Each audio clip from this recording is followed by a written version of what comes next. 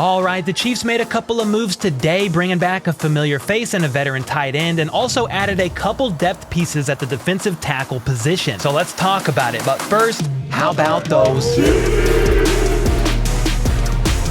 All right, first up, Ian Rappaport reported that the Chiefs are re-signing tight end Blake Bell to a one-year deal, and that was a bit surprising to me because I wasn't sure if Blake Bell would actually return due to his hip injury last season. If you remember, he sustained a hip pointer in a preseason game that required surgery, placing him on IR until late December. From there, he only played in 4 games, recording 3 receptions for 24 yards and a touchdown before being a healthy scratch in the AFC Championship game and the Super Bowl. And what I, at least, took from that was maybe Blake's hip flared up on him and the Chiefs opted to just not play him and rest him. And then based on his age, he's about to be 32, I thought maybe we didn't see a Blake Bell return because of that. However, here we are and Blake is back again. So hey, I'm not upset at all at a Blake Bell return. He's one of the best blocking tight ends the Chiefs have, a veteran's veteran, and they like to use him in the tight end sneaks from time to time because they're not going to use Patrick Mahomes more than likely unless, it's a Super Bowl or something crazy because of what happened to his knee,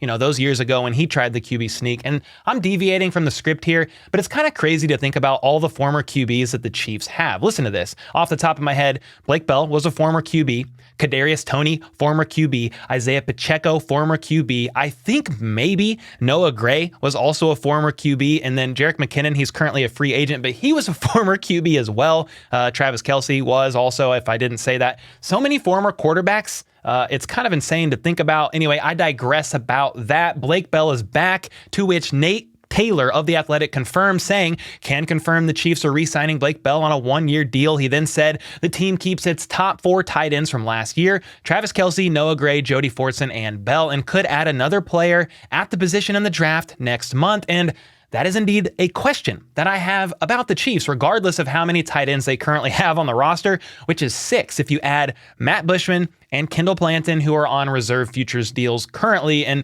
even with the addition of Blake Bell, he's going to be 32 in August. Travis Kelce is going to be 34 in October, I think. And as great as Kelce is, he's the GOAT. Don't get me wrong, but the Chiefs need to eventually start looking at replacing Kelce in some fashion, though I know his production will never truly be replaced. He's the greatest of all time. So yeah, maybe they don't look at doing this, in this year's draft, but it is, from what I understand, a great tight end class in the 2023 NFL draft. But you would think the sooner the better in bringing in some additional young tight ends or tight end, not to replace Kelce outright or anything like that, but to bring in someone that could sit under him and continue to learn and glean from the greatest of all time. Sure, Noah Gray's on the roster and took a definite step forward last season, and I'm excited to see that raise even more next season. In fact, I expect it. But outside of Gray, you have Jody Fortson, who is back for a year. Yes, love the guy, but he's a converted wide receiver and used more as a red zone weapon than anything else. And then you got the 2 practice squad guys in Bushman and Blanton, though to Blanton's credit, he played 11 games for the Rams in 2021 and racked up 5 receptions for 57 yards in the NFC Championship game against the Niners. So he could, add some value there in the Chiefs tight end room, but it's just an interesting position group to look at overall, considering they've had Kelce for so long and have been pretty much fine with just building pieces around Kelce. But unfortunately, this man is not getting any younger. So we got to at least entertain the idea of what the future could look like there. And the last thing I'll add before talking about the next player sign is the fact that some interesting thoughts are going around currently about the Chiefs loading up on tight ends, maybe opting for 5 on the roster this upcoming season and 0 fullbacks because Mike Burton was signed to a one-year deal with the Denver Broncos. So that would be interesting. 5 tight ends, no fullbacks. Will it happen? I have no idea. Andy Reid loves his fullbacks, but it's an intriguing thing to think about, to say the least, and something we'll probably talk about in a future video in more detail if that appears to be the case of, an option that could happen. Anyway, next up, the Chiefs signed a defensive tackle, Byron Cowart. My script here changed it to Coward, but he's not a coward. Cowart. He was actually the #1 high school recruit in 2015, with ESPN actually ranking him as the #1 player in the country. So yeah, a lot of hype, a lot of buzz around this guy as a defensive end. Unfortunately, though, the hype around him did not stick once he hit college. He played with Auburn for 3 seasons,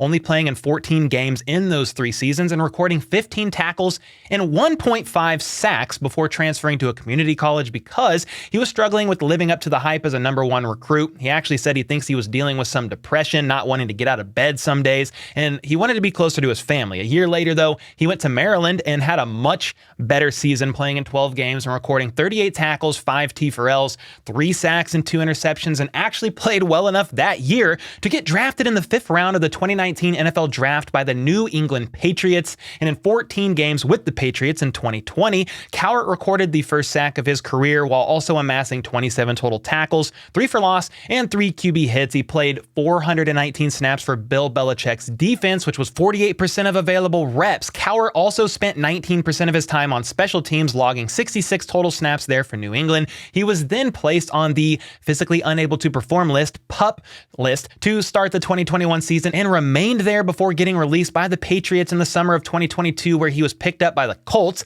He played all 17 games for them, recording 12 tackles, 2 for loss, and played 227 total snaps on defense, 20% share, and 92 on special teams. And now he finds himself with the Kansas City Chiefs, and what will become of him remains to be seen. He didn't grade well last season overall per PFF, actually being listed as one of the lowest graded defensive tackles in all the NFL, so don't expect anything crazy here. And to clarify, he was a defensive end, high school, college, but I think moved to defensive tackle either somewhere in college or in the NFL, because listen to his draft profile coming out of college before he was drafted. They said, quote, "He is more likely to be considered an interior defender with some rush potential in odd or even fronts, but he needs to turn the flashes into consistency to become a reliable rotational defender." And those are the words I want us to look at here. Reliable rotational defender. He'll definitely, if he makes the roster, be a rotational defender. Can he be a reliable one?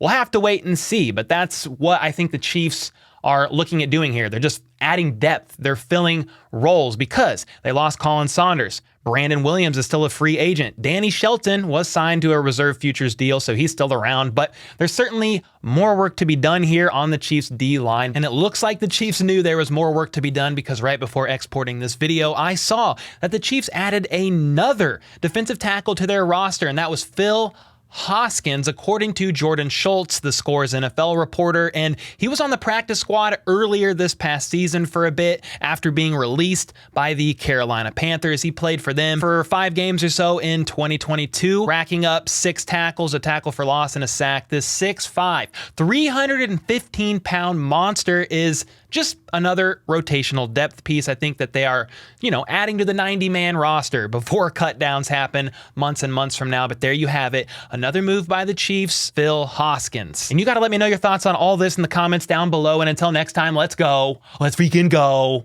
How about those